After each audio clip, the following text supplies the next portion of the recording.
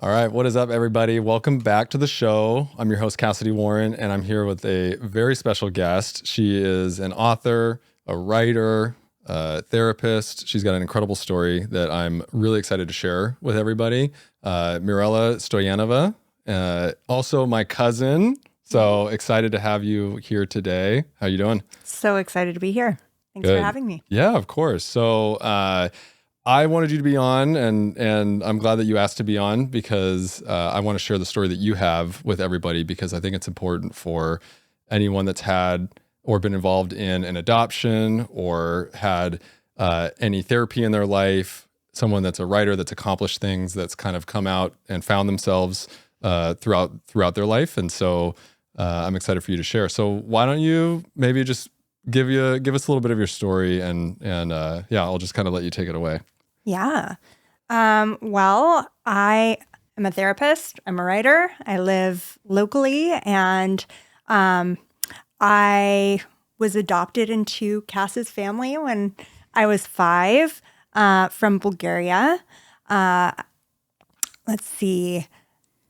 I love the work that I do. I'm really, really passionate about working with folks in therapy, and I also love to write. And over the past couple of years, I've been writing a book, and I just completed that book, or the revision of that book recently. And so now I get to talk about some of the things that book talks about, some of the themes, and I'm doing that here today. And so tell us a little bit about the book. So you said some themes. Is it fiction, nonfiction? Yeah. So it's a memoir. In it, I talk about my journey to the United States after witnessing the murder-suicide of my birth parents when I was 3, and coming to the U.S. Sort of at the fall of the Soviet Union, joining a new family. But I'm doing it telling also the story of overcoming my own uncertainty about marriage. I was engaged, December 2020, and highly uncertain about making that big commitment. And I had to reckon with my past because it turns out not even a therapist is, immune from trauma and its impacts in the present moment. All right. So you skipped over something that was kind of really impactful. I think and not to make light of it, but the murder-suicide of your birth parents. And, can you give us what happened from there, or what was that like, and what age were you, and then what happened when you got adopted, or what was that story like? Yeah. Coming over to the U.S. Yeah, it's an interesting story because it begins before my lifetime. My birth father was from Iraq. My birth mother was Bulgarian, and during the Iran-Iraq War, my birth father came to Bulgaria on a scholarship and was in a master's program there where he met my birth mother. And they fell in love. I was born relatively shortly thereafter. Yeah. And soon after that, after I turned 1, my birth father went to Germany, Sweden, to build a life for our family. Yeah. My birth mother, having grown up in communist Bulgaria, had always set her sights to the world outside of Bulgaria, and was very interested in living abroad. And my grandmother convinced my father to immigrate to Sweden and build a life for us there. And so he went, and meanwhile, my grandmother was not interested in having my birth father stay with my birth mother. And my birth mother was slowly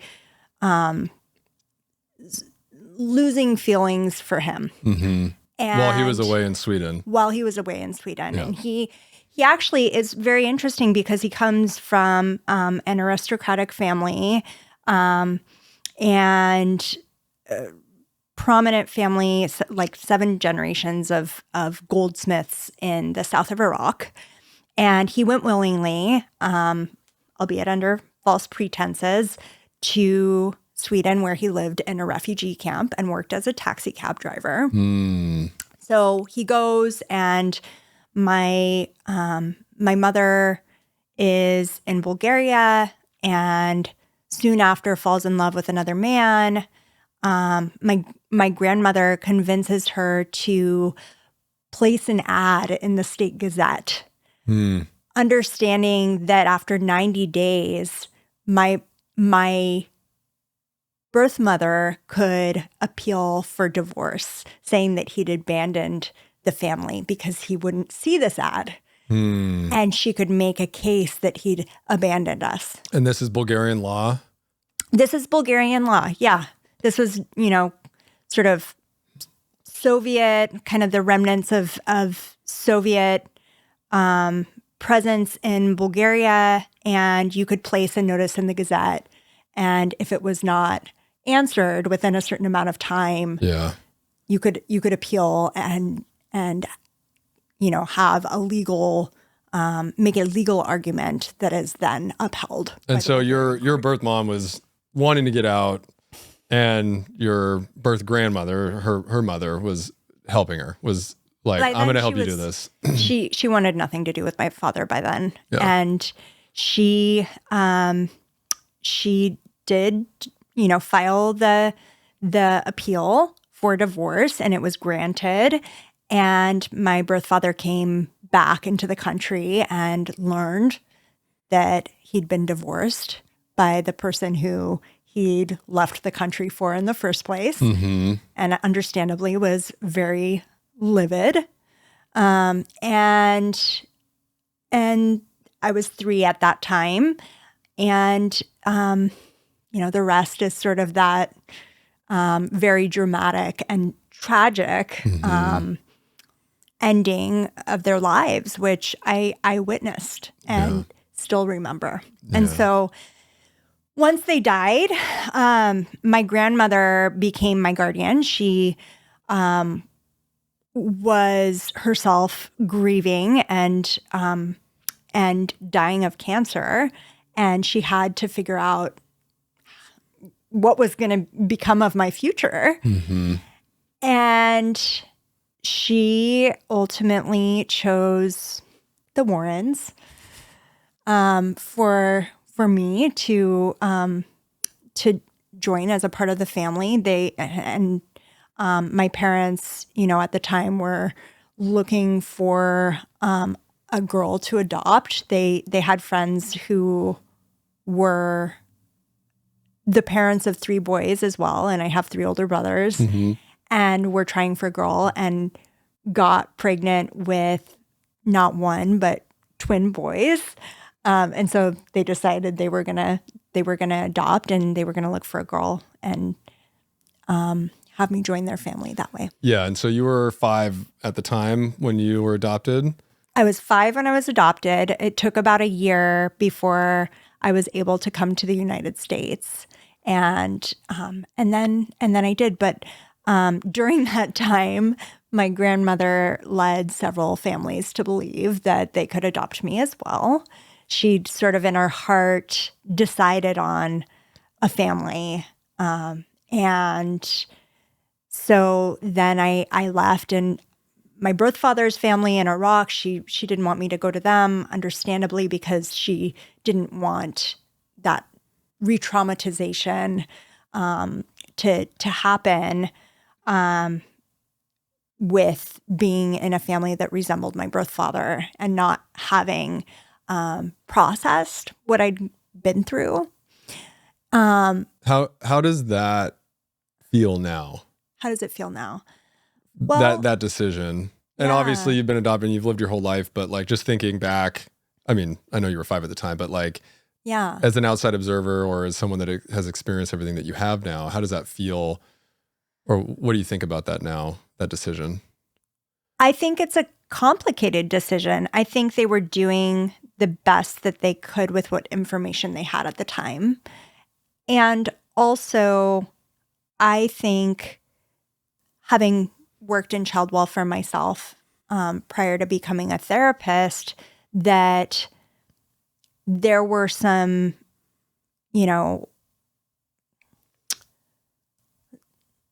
avenues that they went through in order to adopt me that privileged their wealth and their access over, the biological relations of, my birth family that probably needed to have been prioritized. Yeah. So being adopted into a rich white family in the U.S. versus maybe I don't know, but a life of poverty or a different life. A different life. It wouldn't have been a life of poverty, but certainly it would have been a different life. Yeah. And what I would say is that, that answer is complicated by the fact that it took me a very long time to really come to grips with my Iraqi identity.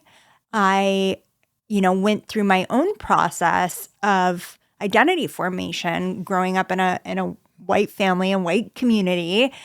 And it wasn't until I would say college that I began to really figure out who I was in relation to that part of who my history. Mm-hmm. And it wasn't until that point that I was then able to look back at the story of my birth father and see the complexity for what it was. I wasn't asking those kinds of questions because simply I wasn't exposed to the kind of information that would have allowed me to even be curious. Yeah, because I heard it in the story in the words that you used a little bit. It's a murder-suicide and, your birth father killed your mother. But I think what I heard was either some empathy or understanding of the emotions, Mm-hmm. the why behind it. Not forgiving any of the actions, but a little bit of like, oh, I can understand why someone would feel the hurt and the pain that they did to go do something like that. I think it's really easy to turn away or dehumanize another person when you're in pain. Mm-hmm. It's much harder to find a place in your own personal process where you can turn around and recognize someone in their humanity. Mm-hmm. How has that helped you in your work, in your therapy work, in your practice? Or did that come later? Or tell me about your ability to empathize. I think it's fundamentally shaped the way that I approach my therapy work. But, so has the process that I went through in my 20s to heal from trauma and figuring out who I was as a person and, coming out of graduate school and being a child welfare social worker and deciding then to be a therapist. All of these experiences really started with learning to humanize others. And also, there's no way that you can do that without then having a sense of compassion for yourself. Mm-hmm.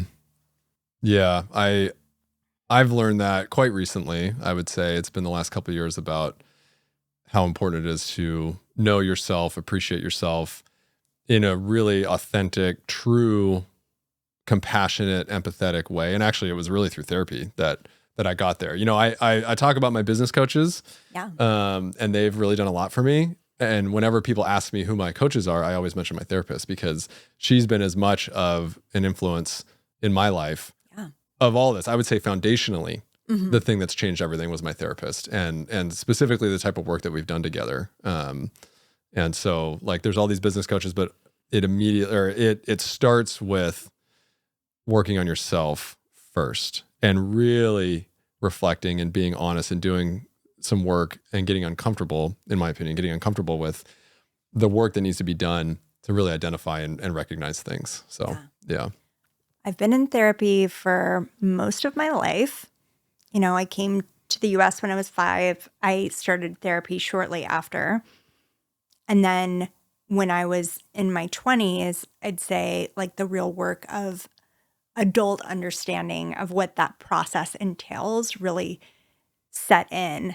And where I've come to in both my personal journey with therapy and also the work I do with clients is, you know, my goal, my standard of success is really supporting others to be the best version of themselves, you know, and that's something that we've talked about previously. But, you know, I'm not there to impart my like holier than thou wisdom. I didn't go to school so I could be, you know, the expert in other people's lives. I went to school so I could learn how to walk alongside people in the experiences that they have every day and their challenges. And was that through the work that you did or the realization that you did in your 20s or even going through everything growing up, do you think? In what sense? Realizing your purpose or the why behind you're doing the work or how you're doing the work, right? Yeah. Well, I mean, I would say that like that first it was the work that I did in my 20s. Coupled with some of the realizations I came to in processing my history. Yeah. I'd say that, you know, like how I'd say that definitely comes from, you know, the work that I've done. Cool. And so in this book that you've been writing, you started writing it how long ago?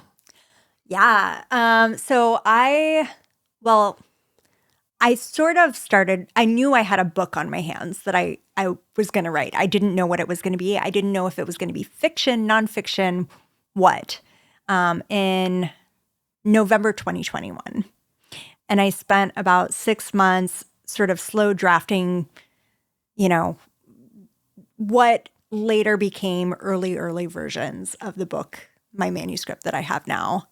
And then the following year, I was pregnant in my second trimester. We were living between homes, and I wrote, you know, the thing start to finish, the early draft of my book. And I've spent the last 8 months revising that work. My son is now 1.5 years. So it's been a few years that I've been working on this book. And so what was it like to even just start to write? Yeah. Well, I've been writing for years. Yeah. But this book. I've been writing this book for years. Okay. Oh, okay. I think it was a process of exploration. You know, it was figuring out, what is this? I feel inspired to put this together. I don't know the story that I'm trying to tell. And you have to sort of have that curiosity to, I think, keep going, just to see where it leads. And it's been a really interesting journey because the book that I have written is not the book that I thought I would write. Okay. And I've had some big realizations about, some of the themes that I'm talking about, and various aspects of the story that I didn't know were so important to the message that I was trying to convey. Can you share the message that you're trying to convey? Because I know the book's not released, right? And it won't be for a little bit. I'm going to borrow a line from David Lynch and say no. Okay, that's fine. Knowing that you were going to share this, or did you know that when you started writing this that you were going to eventually release it and share it? And what did that feel like, knowing that you were going to put this out there into the public? Yeah. Well, the path to publication is really long and convoluted. It's also highly competitive if you want to pursue traditional publication. So publication with one of the 4 main publishing houses right now. It used to be 5. And so I didn't know that it would be something that I would publicize. I didn't know how far I would get. And actually, I still don't know. Mm-hmm. But as I continue to do this work, and, for instance, I have a mentor who's been shortlisted for several national book awards. In getting that feedback, I have just been really excited about the idea of sharing, and I see the vision that I had for this work sort of unfolding in front of me in a way that's really exciting. Mm-hmm. And so for people that have been in your situation, Mm-hmm. and I know every story is different, but for people that have been in your situation, being adopted or having certain things happen in their lives, moving countries, different families, blended families, how important do you think it is to talk about this stuff, to share these things, to share stories? I think stories are what create understanding. And I think it's hugely important to share. I think we all have different ways of sharing, but even in my practice, I use story as a way of imparting, ideas, lessons, and it's hugely impactful in terms of what it conveys for someone else. When you can see yourself in the story that somebody is telling you, you find ways to apply that story to your life. Mm-hmm. And that's really powerful. I also think that, when it comes to understanding things that are foreign to us, story is a way of creating space for that understanding to be conveyed. Mm-hmm. Yeah, I know that when I can resonate and relate to somebody, sometimes I don't even know that I've had an issue or that I've had pain or that I've had trauma or whatever. But then I meet someone else or I see someone else that's sharing their story and I'm like, oh yeah, maybe that does affect me. Maybe I need to examine that a little bit more. Yeah. Maybe I'm showing up differently than I thought I was. And so I really believe in the power of like communicating and sharing story. And we don't know how many people we can help by sharing it. And that's one of the reasons that I've kind of started this podcast too, is I like sharing other people's stories. And I know how much I've been benefited by hearing other people's stories. And so I'm excited for when the book comes out. I also wanted to ask about, you mentioned you were pregnant when you started writing, or somewhere in that time. And then, baby is a little over a year now. Yeah. So what was it like being pregnant, being a mom, being married, and, kind of writing a book, doing this thing for yourself too? Yeah. It's a really interesting question, and it's one that I love because what it gets at is this idea of boundaries, which particularly women, I think, are conditioned not to have strong boundaries. We're conditioned to sort of measure our self-worth by what we do for others. Mm-hmm. And as a therapist, a lot of therapists struggle with, measuring their success by, whether their clients are doing well or not, whether their clients are happy. You have to have boundaries. That has been a fundamental piece of my own recovery from trauma, learning, and, applying good boundaries to writing a book. It's impossible to do without. And so what I'm kind of reading between the lines is you had to talk to your husband. Were you married at the time, right? Mm-hmm. Yeah, married at the time. So had to talk to your husband, maybe other family members, and carve out time for yourself. Yeah. So, we were living between homes, like 3 hours out of Seattle, which we moved out of a home in Seattle. And I, had a very regimented schedule each day as I was doing that first round, but also I keep a very regimented schedule now. Yep. It would have been impossible. I have a toddler to revise my work in the way that I have had I not really been able to carve out time and to prioritize myself and my work in that way. So I'd wake up, I'd work out, which that is a whole other thing, right? Because I see your stories and, I hope your listeners know, working out not only benefits you physically and emotionally, but it also benefits you cognitively. Yeah. Right? We talk about like clarity, but actually working out, exercise improves your capacity for learning, which is pretty astonishing. But I digress.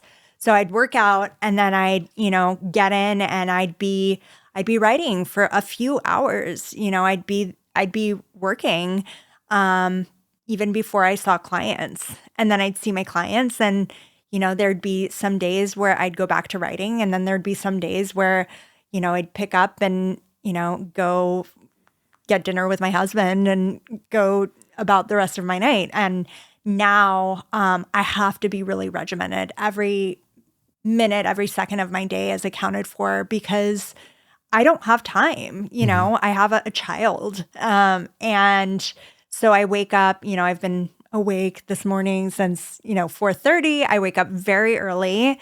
I, use nap times. I use the times that, I'm not seeing clients and I ask for what I need. And there really is no other way to do that.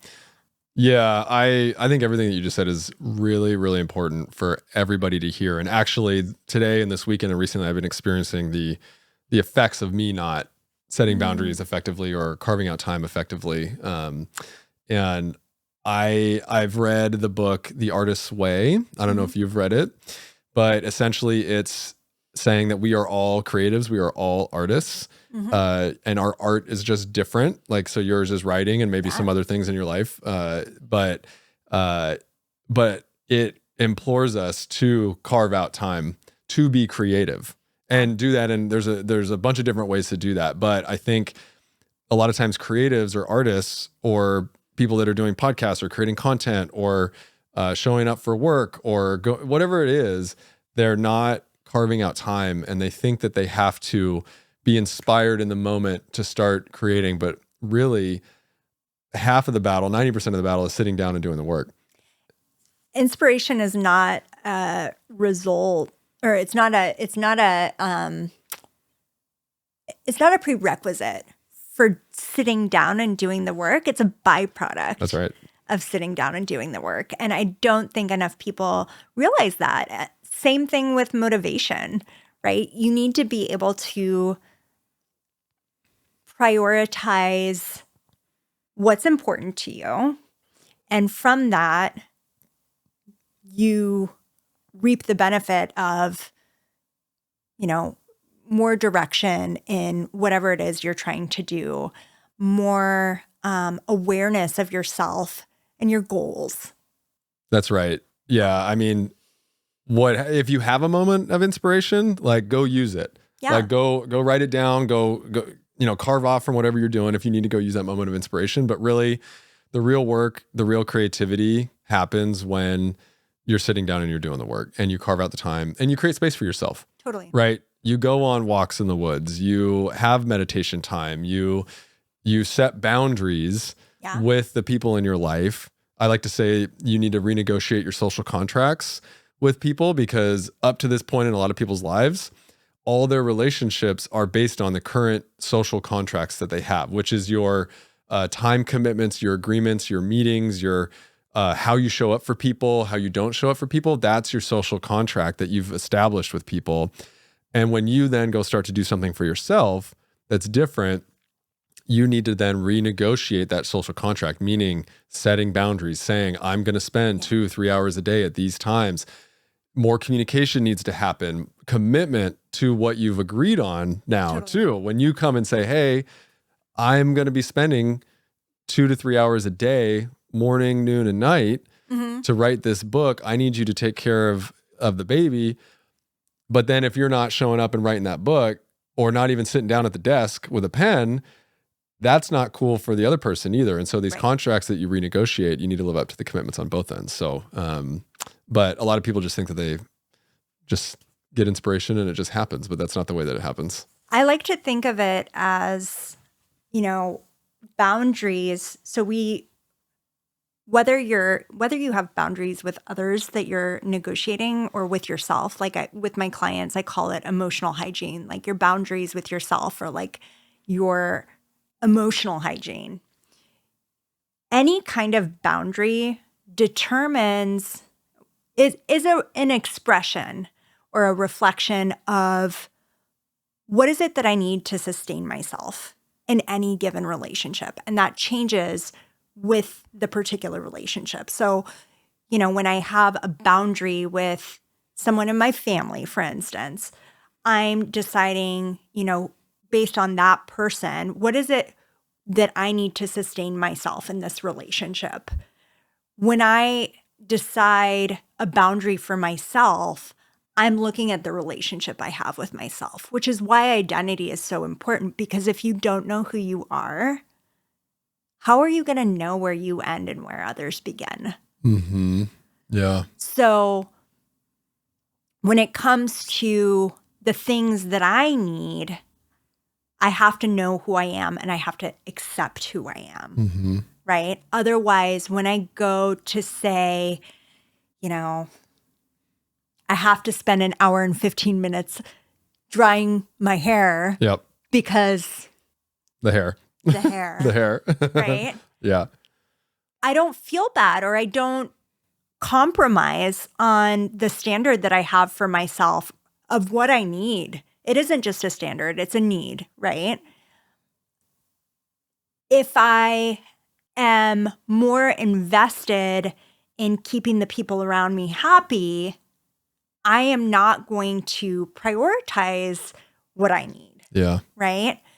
And the same goes with, being able to come to a space knowing who I am, right? If I'm not authentic in how I present, right?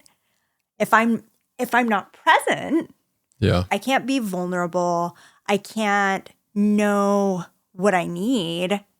And it is going to really inhibit my ability to show up. How can someone figure out who they are? Start where you are. I think that if someone is looking for a place to begin, they need to be able to think about, who were they? Who were they? Let me sidetrack. There's a wonderful story. It's a true story about a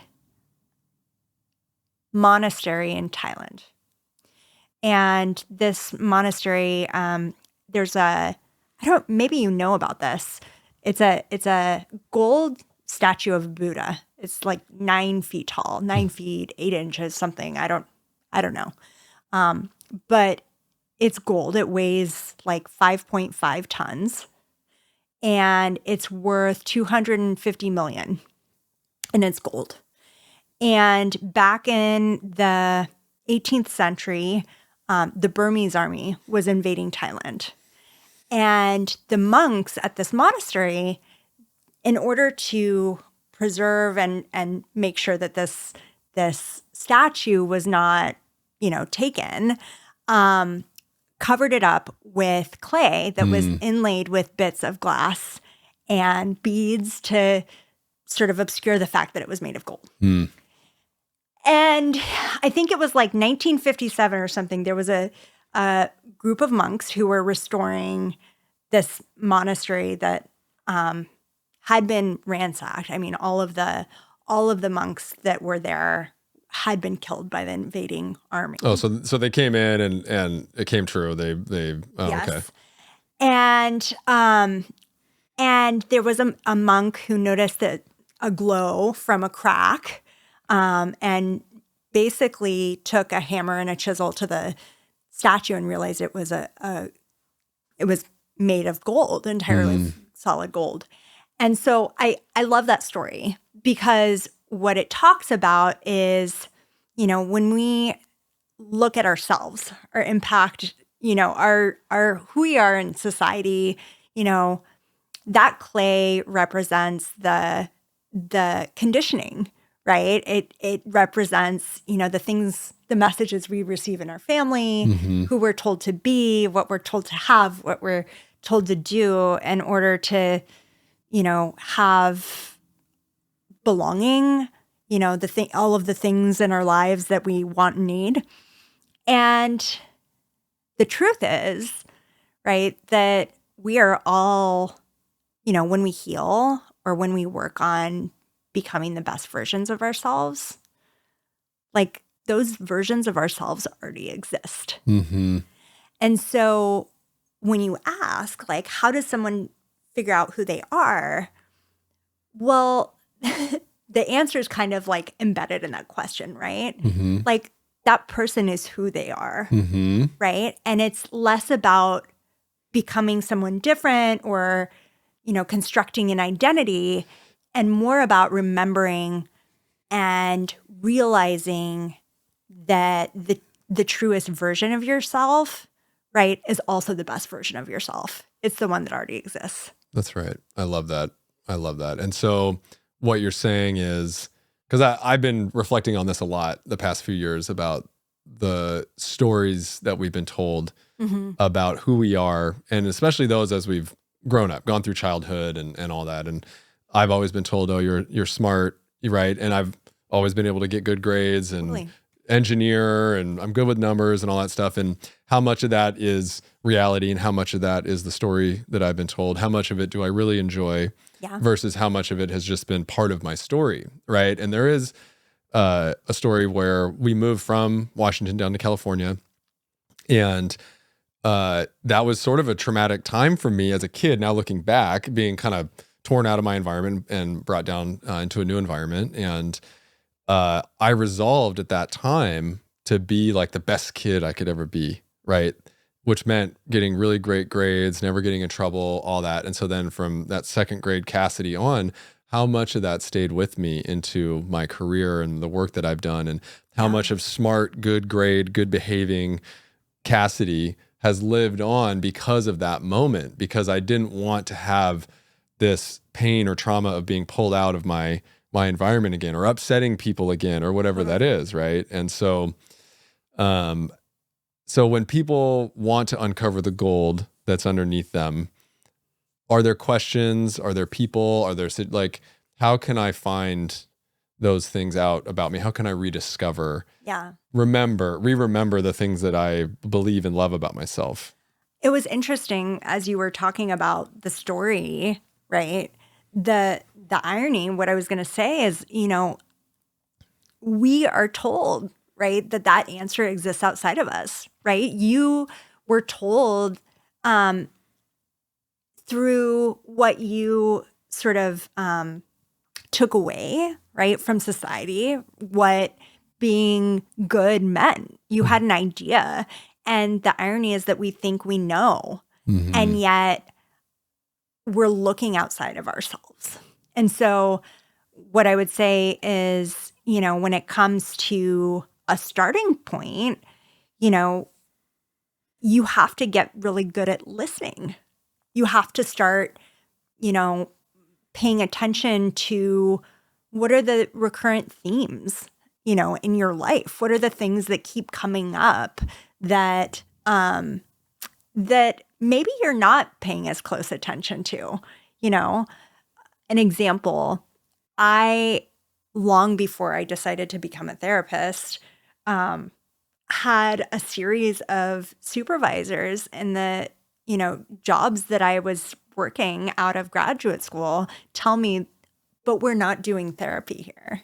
Oh. Right? Oh. So as a social worker. As a social worker, I Okay. would come to them with questions and they would say, but we're not, they would answer, I'd want to talk about these things that were coming up for me in my work. And then they would say, but we're not doing therapy here. Mm. And so, my process of, sort of becoming that best version of myself has been about uncovering what comes naturally, what is already there. Yeah. Right? What foundation have I already laid in who I am as a person that I don't have to go out and, contrive a new sense of self because I already have a self that is enough. Right? And you can, at the end of the day, you can go out and you can read a bunch of books or you can, listen to, guidance from people who you trust, right? Or people who you don't trust. I mean, you could go, anywhere really on the internet and there's no shortage. Try something that's totally different than what you're used to, which is a strategy, right? Yeah. Right. Go do something totally different, but yeah. Or just, something even that resonates with you.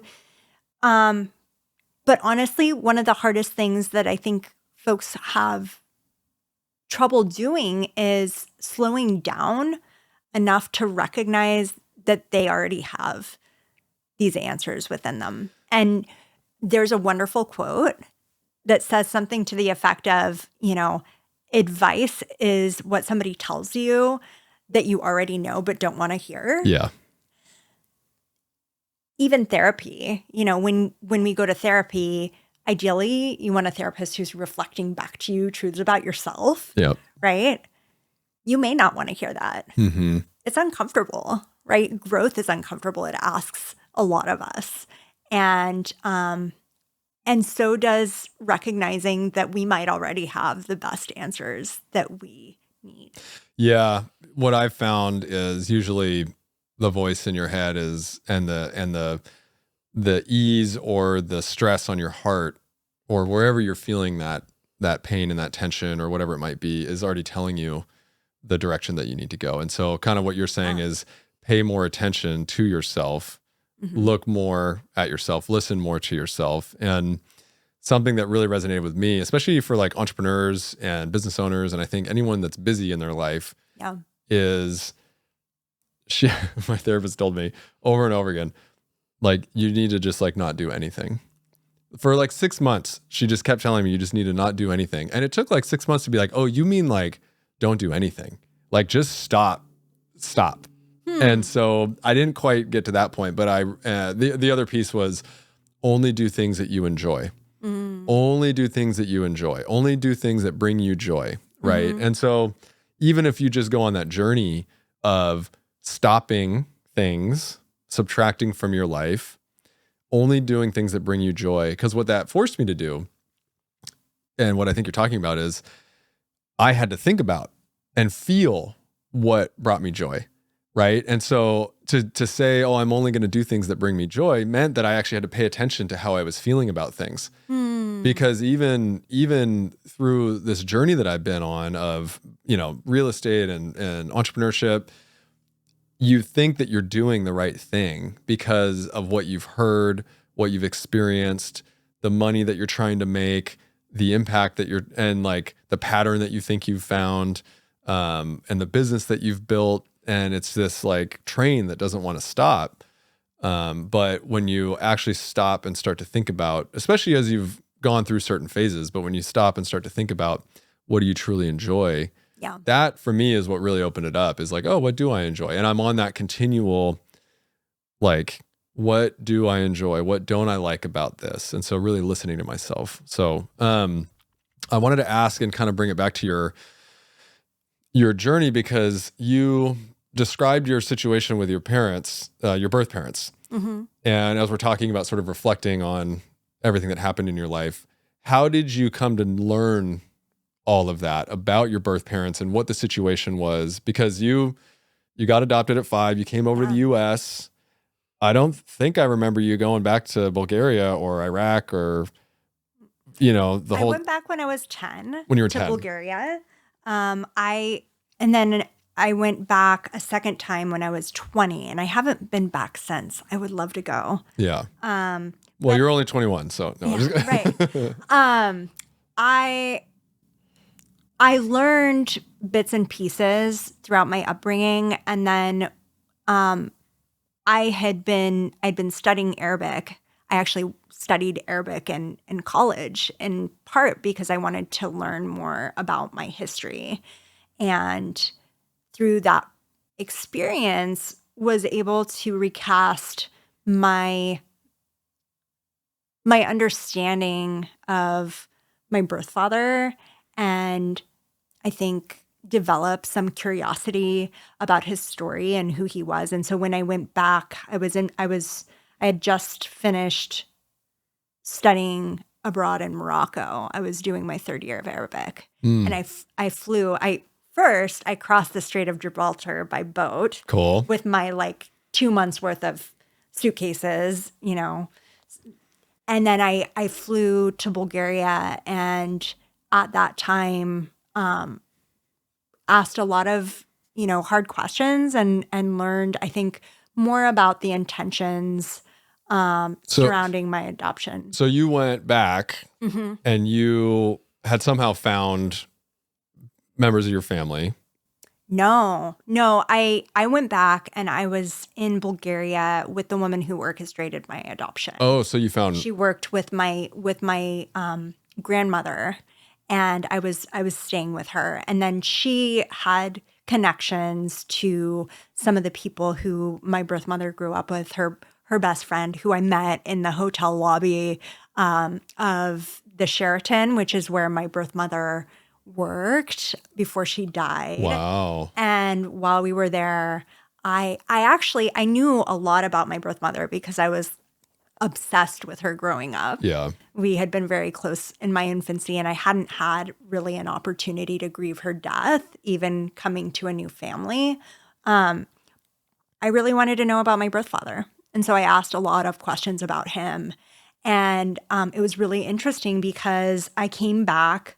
I was abroad for another year working, and then I came back for graduate school, and a year in to my social work program where I'm doing this really deep identity work and sort of learning about, just myself in a more nuanced and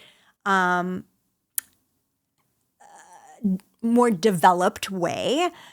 At the end of that year, I ended up reconnecting with my paternal birth family in Iraq.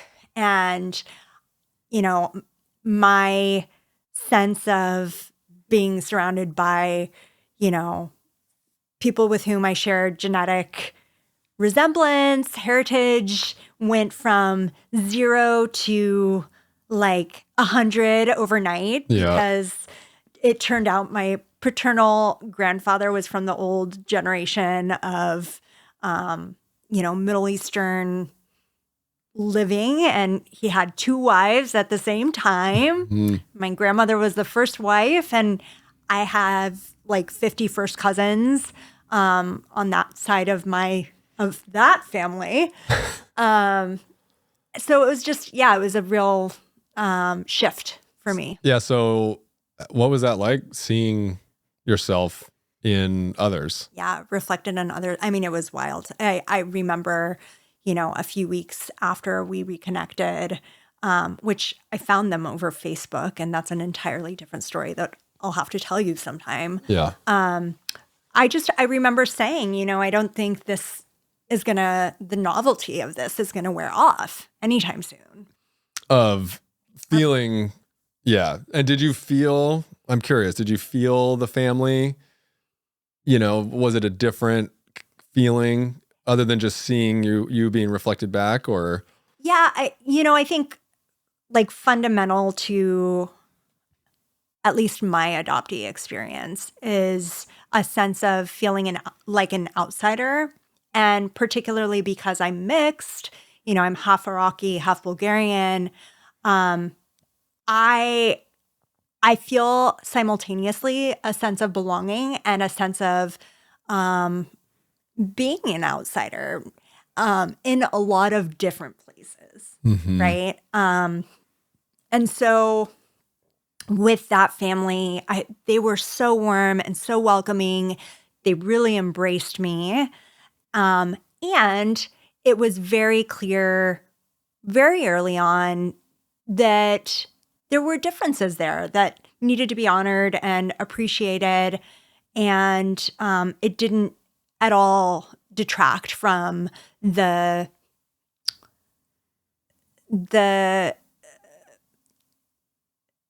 just how like monumental that moment was in my life. Did they feel it too? Yeah. Like there was, a few weeks in, like they baked a cake for me, and it had my name on it. It had my first name with their family name. And that was it was so heartwarming. They were dancing and just so kind and welcoming and celebratory of my being reconnected with them. I'm glad you brought that up because I think knowing you, and just so everyone knows, because I think you said adopted by the Warren family, not my direct family. Yeah. Cousins, we're cousins. But even growing up with you, knowing and feeling the sense of your name being really important and it being part of your identity. Yeah. And can you talk a little bit about the importance of a name and your last name now too? Yeah. Well, I have two last names now. Yeah. Sort of. So I think names are hugely important. They're reflective of our identity. And of course, given our conversation about boundaries, that for me, identity is the core of everything, right? It's how we find ourselves in the world, but it's also how we connect with others, right? It's the core of what determines how we connect with others, our relationships with others. So my name has changed a lot in my life. The name that I was given at birth was a name that changed, 3 years in with the death of my parents. And then when I was adopted, it changed again. So when I was getting married a few years ago, I was really reluctant at first to change my name and to take a married name. I was really reluctant. I ground my heels down like quite a bit. Yep. And I remember there was this one day we were on a long drive, my husband and I, and I was like, why is this so important to you? And he was like, well, I always envisioned that we would have this sort of like pack, we'd be, us and our kid or kids, and, our name would be ours. And that was a turning point for me because as much as I have sought belonging in the family that I came from, my adoptive family, I have also to a certain extent always felt like an outsider. And here was this, man who I adore and love and have committed to, saying, well, no, like we belong to each other, right? Yeah. Essentially. Yeah. And I was like, yeah. That's so I have his name as my married name. It's Hughes. And the name that I write under, Stoyanova, that name change actually happened. I don't recommend this. I don't recommend changing your name twice in 1 year. Yeah. Because you have to go to the Social Security office every time you do it. Oh, no. And there is a long line. So that happened later. That happened on the eve, essentially, of my son's birth because we wanted to have my name be what it was, when he was born. And Stoyanova is actually the name that I was given after my parents died. It's one of them. And it's the name that I choose to carry forward. And, in keeping with my general philosophy that we heal and work toward, ideally, if we're working on ourselves, toward becoming the best, truest version of ourselves. It's what I, see as my healing has directed me to be in a place where I can reclaim some of my my pre-adoptive identity. Yeah. And it sounds like Jason, your husband's been really supportive of that. Yeah. And maybe even like had a milestone moment to help support that as well.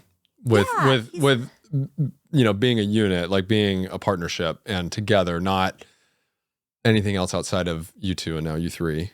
He's been nothing but supportive in, some of the many shifts that I've made in the last few years when it comes to my identity because, he married me, right? And,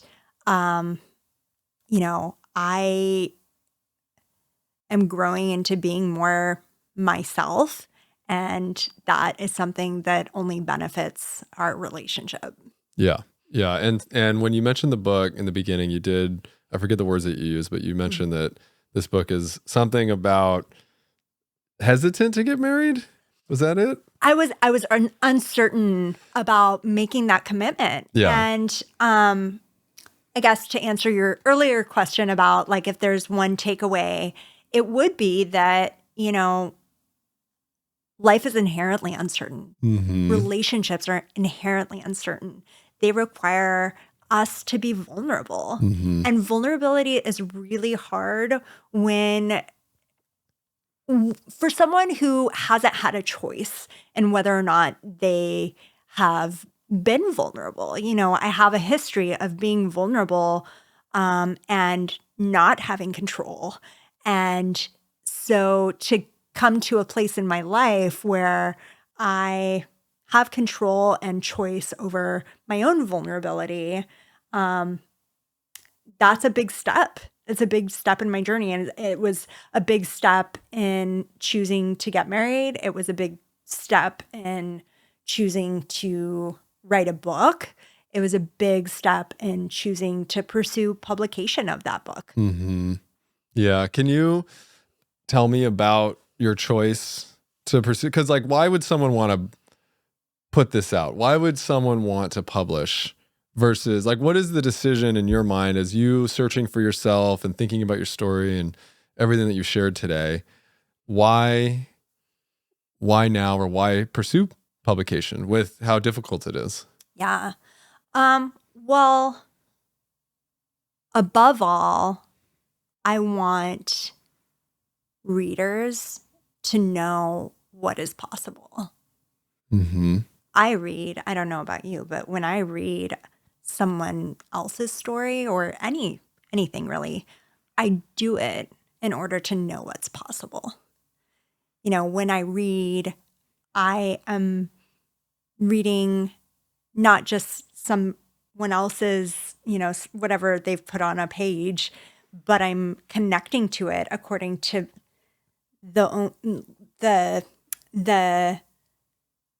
lens, right, of my experience. Yeah. And I want to share this manuscript, this book, because I want people to know what's possible. And I want to demonstrate that it's only through, you know, being willing to face those inherent uncertainties, right? That we grow, that we reach new understanding, that we can go on to do these amazing things with our lives. But we have to be willing to face the discomfort that asks of us. And it asks a lot of discomfort. Yeah, I think that's incredible. I read every day. I read 10 to 20 pages every single day. It's been in the top 3 things that I've done that have changed my life. I think you're right. Reading someone else's words with their lens applied to my story and my perspective is really impactful. And there's something about reading it. I always say this to people. They're like, "Oh yeah, I listen to audiobooks on 1.5 speed or whatever while I'm running or jogging or whatever." And I'm like, you got to sit down and you got to read, and that will change your life. Being able to read the words and imprint them on your brain, especially hearing your story and what it can mean for other people that have been in your situation. Yeah. It's one of the reasons I'm starting this podcast, and sharing stories is one of the things that I believe I can do to show other people what's possible. Even me starting this podcast, this is the second episode I've recorded of the first day of recording it. Currently unnamed. So whatever the name is that you heard right now before this, currently unnamed, but I'm doing it and I'm pushing myself to do it because I believe that what I'm doing is not for the service of myself, but is actually, sorry, I'm not getting emotional, the service of younger Kassidy that needed someone like me and someone like you and what I'm offering. So, because I didn't realize how much work I needed to do and help I needed. And now I see, and now if I was this really smart, talented, confident, capable person, but I went through all this stuff and I'm just one person, one story, how many other people need to hear this stuff? How many other people? And then in situations like yours with, like, how many other people are out there that even have a similar, even a glimpse of a similar situation that need help and support and didn't even necessarily, or don't necessarily have even the additional resources? Not saying that it's easier or harder to grow up in a family that has some money, because there's trade-offs for everything, but there's people that got adopted in foster care, you know, whatever it might be, that don't have a direction, don't know, they don't have any foresight or way out or any understanding. And so your story, the book, when it comes out, this podcast, other people, to be a lighthouse of what's possible and share. And even if it's just one person that listens today and hears this stuff and feels empowered to go improve themselves and find a way out of their situation or reflect on themselves and become the best version of themselves is I think the best feeling that I can have for myself. So, and I would say, you know, it's very vulnerable to want. Yes. Right? It's very vulnerable to say, you know, I have this goal for myself, and to face what that might ask of you, right? And so for folks who are listening, who are wanting to work on themselves, who are wanting to envision a future that doesn't exist, right? Facing that vulnerability is going to be hard at times. And it's going to ask you to grow and extend yourself beyond your comfort level in a way that is truly beyond your comfort level, right? It's, you know, we talk a lot about vulnerability. We talk a lot about comfort, or not comfort, vulnerability and extending yourself beyond your comfort level. Yeah. But when we start to get uncomfortable, the wherewithal to sit with that, to take from that experience what we need in order to continue to move forward. Yeah. It's challenged. Yeah. I agree with the vulnerability piece, because to grow is to tell people that you're going to be doing something different. It's the renegotiation of the social contracts, the boundaries, the new things, the change, the repercussions, the judgment, everything that's going to come at you for wanting to do what you want. There's an analogy of crabs in a bucket where if one crab is trying to get out of the bucket, the rest of the crabs pull it back down and keep it in the bucket. And that's what can happen a lot of times and what it can feel like when you're trying to go do something for yourself. But I'm here to tell you that you should do it, especially if it's deep inside of you, especially if you feel it, and it's worth the discomfort. The discomfort means that you're growing, and that growth stays with you for your life. That's the thing, is you experience that discomfort, but that discomfort turns into comfort and understanding and improvement, and it stays with you for your entire life. And you're going to exist on this earth no matter what. What do you want to do with your time? Do you want to do the thing that you believe in and that you desire and that you want? Or do you want to live and feel that pain and that regret of not having tried it and not having discovered and not having grown, and especially if it's out of fear of other people's judgment? I can't live with that I haven't tried something or done something because I'm afraid of other people's judgment. Now, I haven't perfected that. I haven't gotten great at that, but that's my work, is to not care what other people think of me. But once you start to do something for yourself and you feel that discomfort, that's when you're growing. That's when you know you're doing the right thing. When people start to judge you and say things about you, that's actually meaning that you're probably doing the right thing a little bit, especially people that you've known for a long time. There's going to be the real ones. There's going to be the people that are like, I got you, I'm with you, I'm down. But that's going to be about maybe 10% of your circle. And I think too, like when you think about making those changes and they seem hard, consider the alternative, right? You talked about, I can't live with that. Well, you can't live with that. And I think most people would say, oh, it's really hard to make this change. I can't live with the change. I can't live with the discomfort of it. But oftentimes the discomfort or the alternative, right? The difficulties that you encounter if you stay the same are much worse. Yes. There's a difference. And I saw this actually on social media the other day. Somebody was quoting a writer, and it's an old Buddhist koan that says something to the effect of, pain is inevitable, suffering is optional. That's right. And, you can face the pain that's inevitable in your life. You can face the pain of change, right? That you choose for yourself because you see, the need to change, right? And you're confronted with it and you say yes, right? Or you can ignore it. Yep.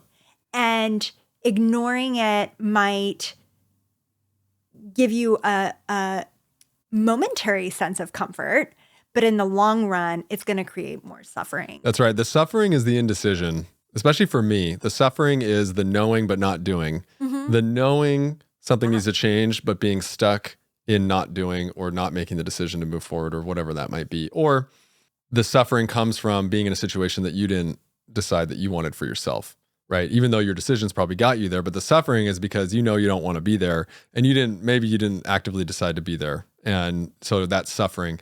The pain is there no matter what. Yeah. And the pain will be there whether you choose to go somewhere or not. But do you want to experience the pain of something you want to do or the suffering of something you don't want to do, right? And so I love that. So, well, it has been an honor to have you on. This has been a fantastic conversation.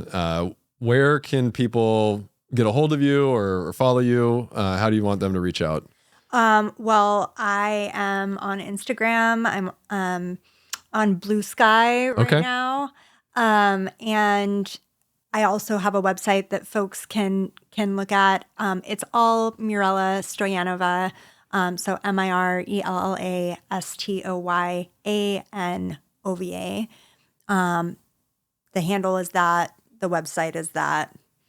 The Blue Sky account is that, and there is no one else. So it will. I'm pretty sure you're going to be the only one. Yeah, I think you're the only one. It's been so great talking to you, and I'm honored to be here. Glad we could do this. This is great. Thank you so much, and appreciate everybody out there. As always, love you and peace.